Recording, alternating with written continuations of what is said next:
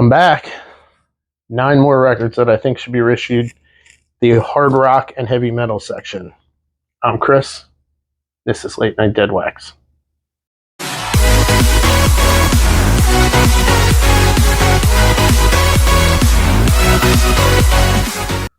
Welcome back. This is a fun one for me. It's the hard rock and heavy metal records that I think should be reissued. I just did a video previous to this of other records that should be reissued. I saved the hard rock and heavy metal for its own video, so hope you enjoy. First up is Dangerous Toys, self-titled. This was released in 1998. It has never been repressed. Scared and Teasin' Pleasin' were both all over MTV. It was a successful album, and they go for about $80 now if you can find a copy. Love to get that one repressed. That would be a really cool one to add to the collection. Same with Tesla, 5-man acoustical jam. This was the one that had the monster hit for them, Signs, and an acoustic version of Love Song. It is an epic acoustic MTV Unplugged kind of thing, and it's a great record, and it was only pressed in 91, never got a reissue. Goes for about $70. It would be cool to see that one out there again. The next one is Badlands, self-titled.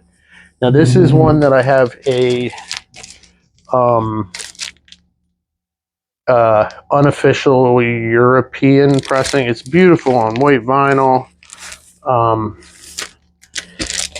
It's not as good as a real pressing, and if it ever got repressed, it would be awesome to have it.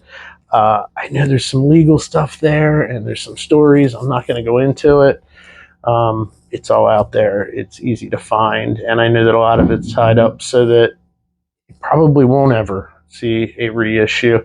But, you know, I kind of feel bad for the other 3 guys in the band. It had the Dreams in the Dark and Dance on the Edge were all over MTV and Headbangers Ball. I mean, it features Jakey Lee, Ozzy's former guitarist.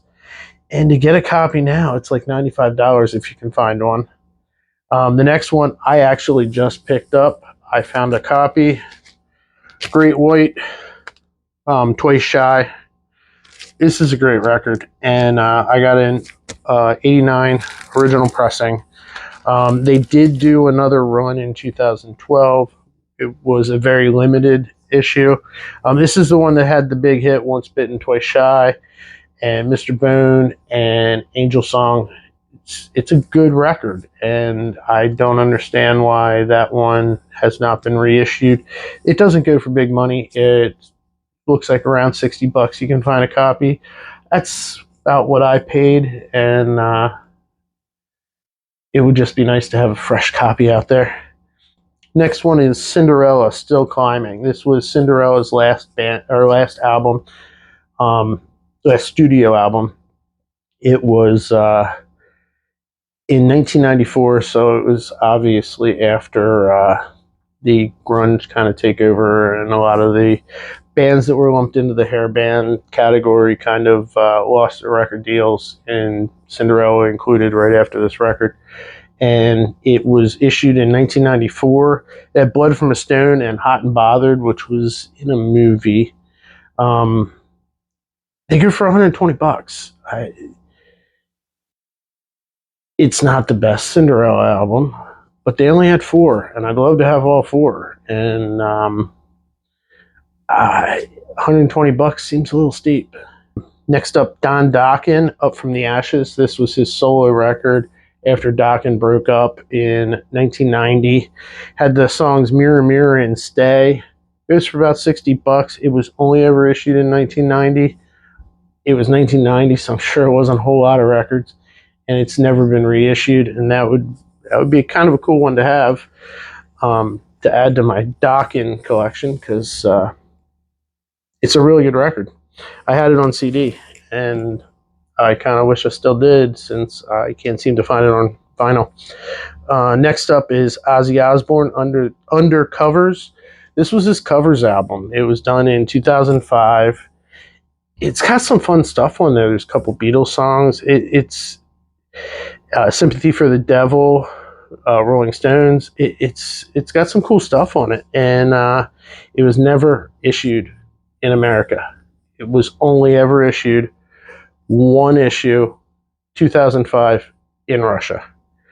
He's good for $500 now. I could never justify that. It'd be really cool if it got a U.S. pressing. I mean, Ozzy's as popular as he's ever been. It's not like it wouldn't sell. Next up, Motley Crue, Decade of Decadence. This was never released in the U.S. It was in a bunch of other countries, but it was 91. Never got a U.S. pressing. It's a greatest hits. I believe it was their first greatest hits. Goes for $55, $60.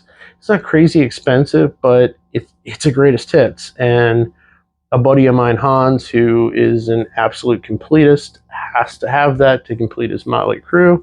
And it'd be really cool if they reissued it. That one's for you, Hans. And the last one I have is Kix, Hotwire. It was originally released in 1991, only in Germany. It had the hit "Girl Money" on it. It's a great record. In fact, it's a great record. I know because I have an unofficial copy of it. Once again, like super cool. I don't know if you can see it on camera, but it's a super cool green. It is not an official pressing, and I don't have anything to compare it to, but I'm sure that it would not stack up. That should get an issue, a reissue. It should get an American issue. There should be a U.S. pressing of this one.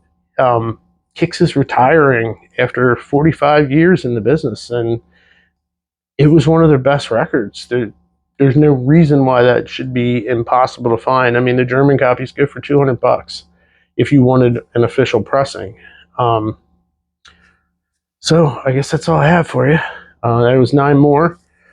I'd love to see all these records reissued, and I'm sure I have more to talk about. Thanks a lot. And if you like this, like and subscribe. Thanks.